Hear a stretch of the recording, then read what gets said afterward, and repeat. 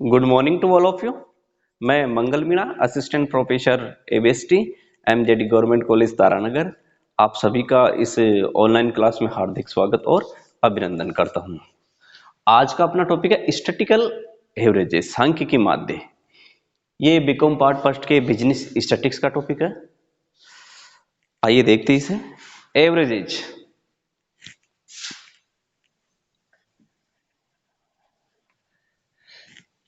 क्या होता है कि बहुत सारे डेटा है, बहुत एक समंग श्रेणी में बहुत सारे डेटा है, जैसे 2, 4, 6, 8, 10 जो भी है। अब इन सभी मूल्यों को क्या है कि एक एक मूल्य के प्रति केंद्रित होने की प्रवृत्ति रहती है। जैसे मान लो 2, 4, 6, 8, 10, 12 जो भी है, इनके मध्य में एक ऐसा मूल्य जिस मूल्य के आसपास अन्य सभी मूल्य का केंद्रित होने की प्रवृत्ति रहती है। अब इस केंद्रित होने की प्रवृत्ति को अपन जो मापते हैं, तो उसके माप को अपन क्या कहेंगे? एवरेज कहेंगे। अब एवरेज अपन तीन कैटेगरी में डिवाइड करेंगे। एक तो mathematical related average, mathematical related average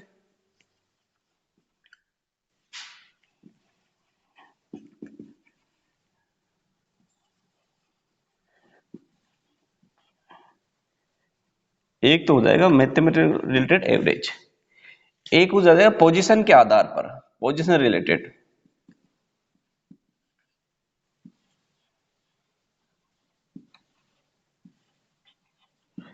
और एक हो जाएगा बिजनेस रिलेटेड।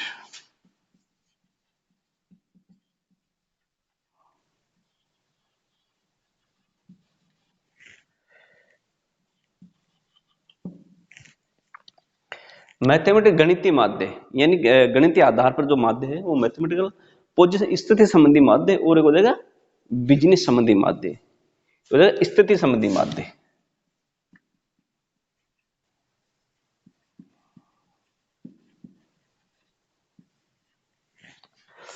अब मैथमेटिकल में कौन कौन से हो सकते हैं? इनमें एक हो जाएगा अर्थमेटिक मीन,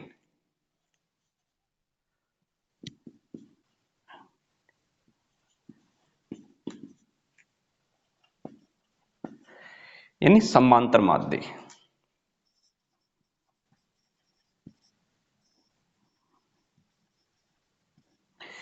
एक हो जाएगा ज्योमेट्रिक मीन,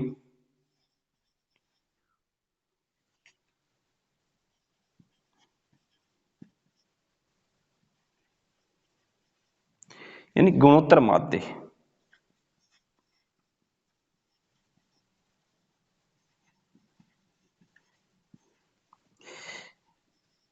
इसका एक हो जाएगा हार्मोनिक मीन,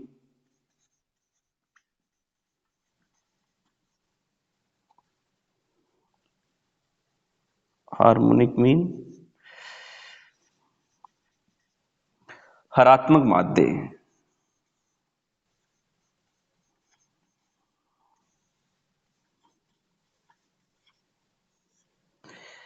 और एक हो जाएगा क्वाड्रेटिक मीन,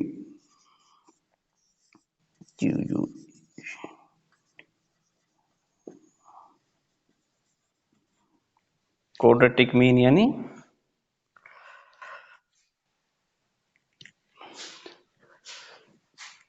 पोजीशन के आधार पर बात करें तो इसमें दो प्रकार के हो गए। एक तो हो गया मोड,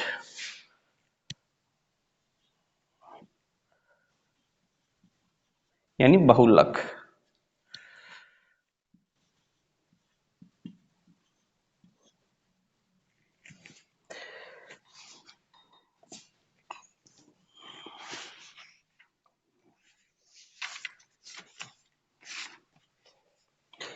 क्वाड्रेटिक मीन यानी वर्गीकरण माध्य।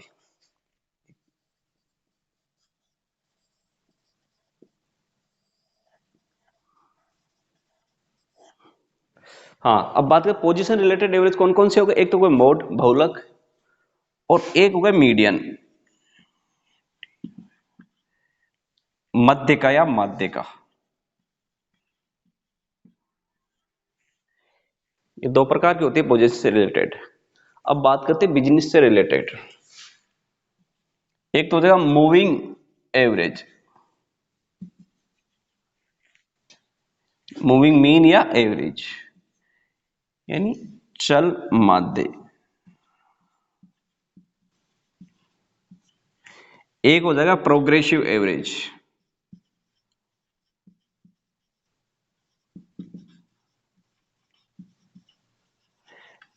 प्रोग्रेसिव एवरेज कह सकते, मीन भी कह सकते, ये हो गया प्रोग्रेसिव प्रगामी माध्य।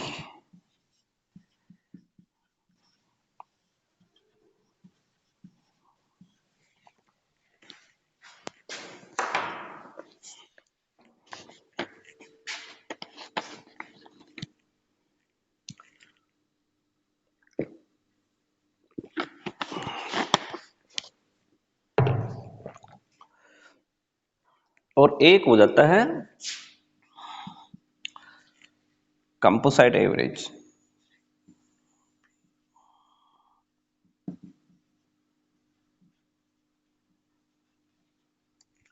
संगठित माध्य।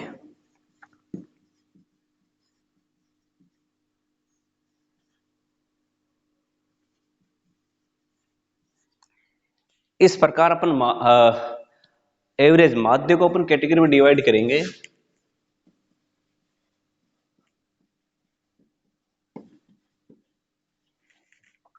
तो मैथमेटिकल रिलेटेड एवरेज हो गई तो अर्थमेटिक मीन, समांतर माध्य, जियोमेट्रिक मीन, गुणोत्तर माध्य,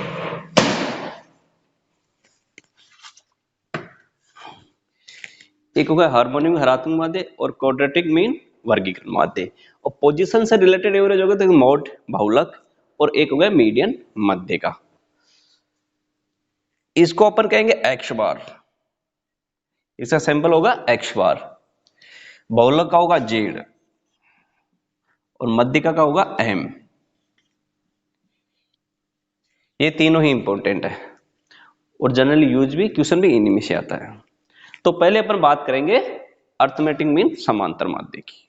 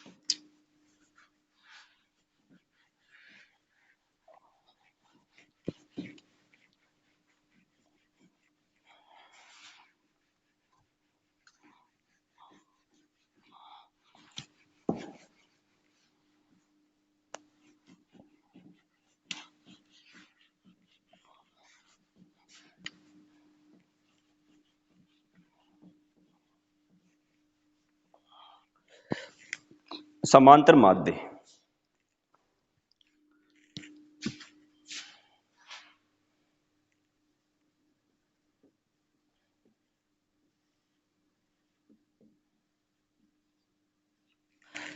समांतर माध्य में से अगर क्वेश्चन आएगा तो तीन तरीके से आ सकता है।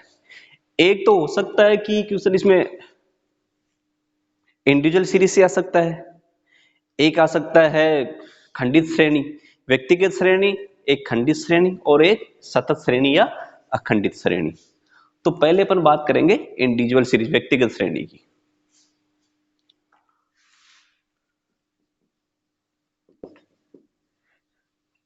इंडिविजुअल सीरीज ये हो जाएगा व्यक्तिगत श्रेणी।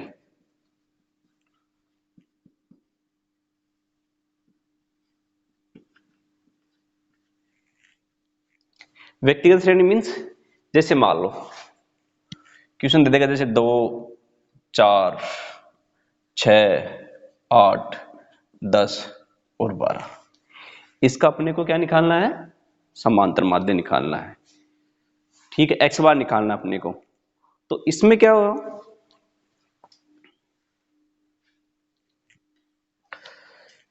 इसमें क्या करेंगे अपन, सबसे पहले सभी का जोड़ कर लेंगे, इनका योग करेंगे। 2, 4, 6, 12, 20, 30, 42, ये हो गया 42। फिर कौन सा फॉर्मूला यूज करेंगे? इसमें हम दो मेथड से निकाल सकते हैं। एक तो होता है डायरेक्ट मेथड और एक है शॉर्टकट मेथड। तो पहले देखते हैं अपन डायरेक्ट मेथड की बात करते हैं पहले। तो direct method,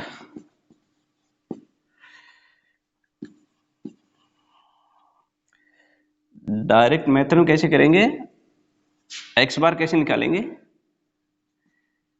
sigma x divide N, और सिग्मा एफ भी कह सकते हैं। ठीक है,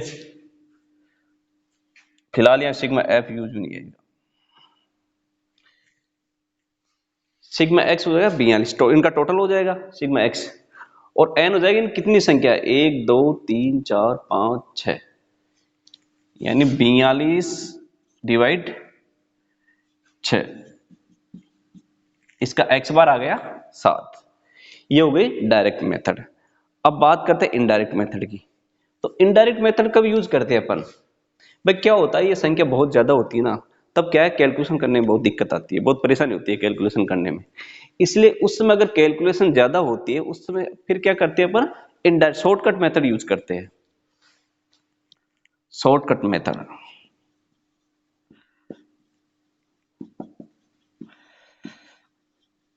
शॉर्टकट मेथड भी कह सकते हैं, या कल्पित माध्य के द्वारा जो मेथड यूज करते हैं ये भी, यानी कल्पित माध्य विधि।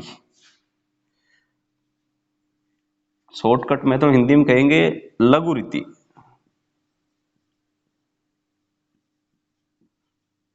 अथवा कल्पित माध्य विधि भी कह सकते हैं इसको।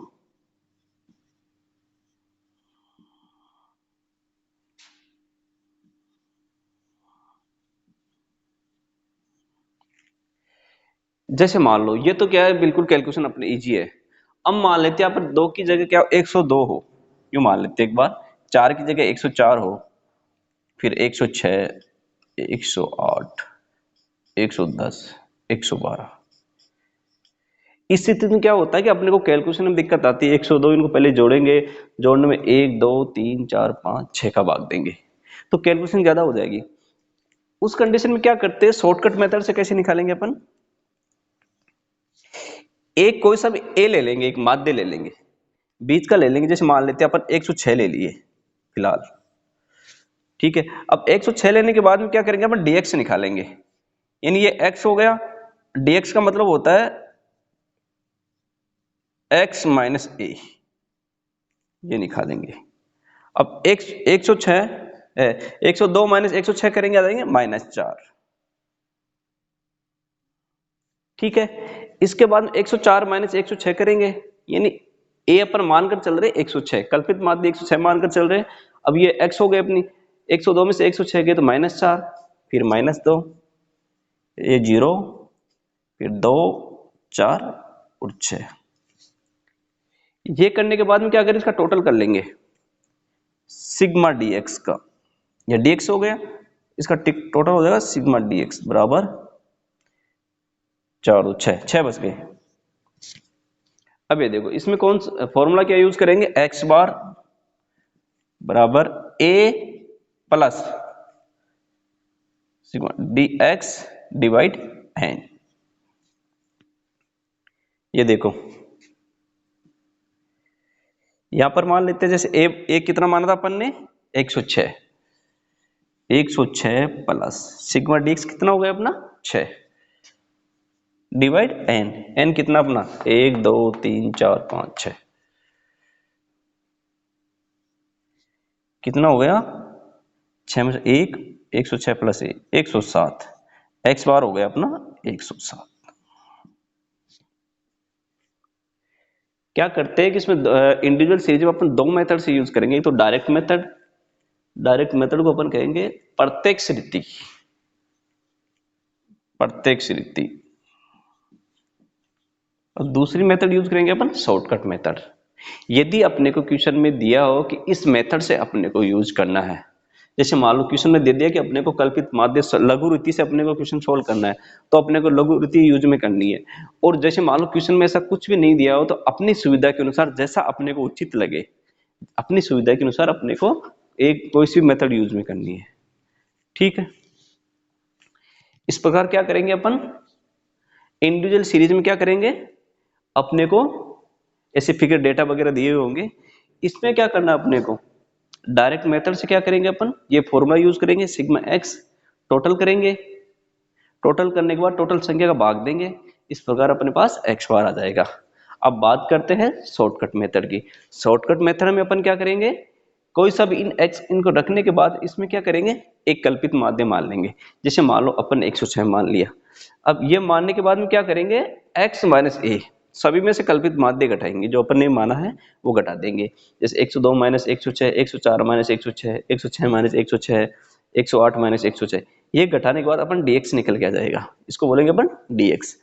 इसके बाद में टोटल करेंगे, टोटल करने के बाद में क्या करेंगे अपन, ये फॉर्मूला यूज करेंगे, x बार बराबर a प्लस ए हो जाए अपना कल्पित माध्य जो अपन ने माना था 106, plus sigma dx divide n। Sigma dx अपना हो ही गया 6 डिवाइड n, n अपना 6 है, टोटल x बार आ जाएगा अपना 107। अब ये अपनी सुविधा के अनुसार मानना है भाई कल्पित माध्य कौन सा माने। आप चाहे कोई सा भी कल्प उठा के देख लो, यदि आप ये भी मान सकते हो, ये भी मान सकते हो और ये भी मान सकते हो, कोई सा भी आप मान लो, आंसर वही आने हैं। आप देख लो चाहे दूसरा करके देख लो, लेकिन क्या होता है सुविधा के अनुसार बीच में जो अपन मानते ना, जैसे ना तो ऊपर ना नीचे, उसमें क्या और भी कैलकुलेशन और भी सरल रहेगी। अब मान लेते हैं यहाँ पर 104 मान लेते हैं, एक बार 104 से करके देखते हैं। तो अपन 104 से करेंगे तो फिर क्या आएगा, जैसे 102, 104, 106, 108, 110 और 112। अब एक बार के लिए अपन 104 मान लेते हैं 106 की जगह, x dx हो जाएगा अपना 102 माइनस 104 माइनस 2, 0, 2, ये हो जाएगा 4, 6 और 8। अब यहां dx कितना हो जाएगा, 4, 6, 10, 8, 18, सिग्मा dx हो जाएगा अपना 18 हो जाएगा। वही फॉर्मूला लग जाएगा, a plus sigma dx divide n। a कितना माना है यहां पर अपन ने, 104, 104 प्लस सिग्मा dx अपने पास आया अब की बार में 18, और n अपने पास है ही 1, 2, 3, 4, 5, 6,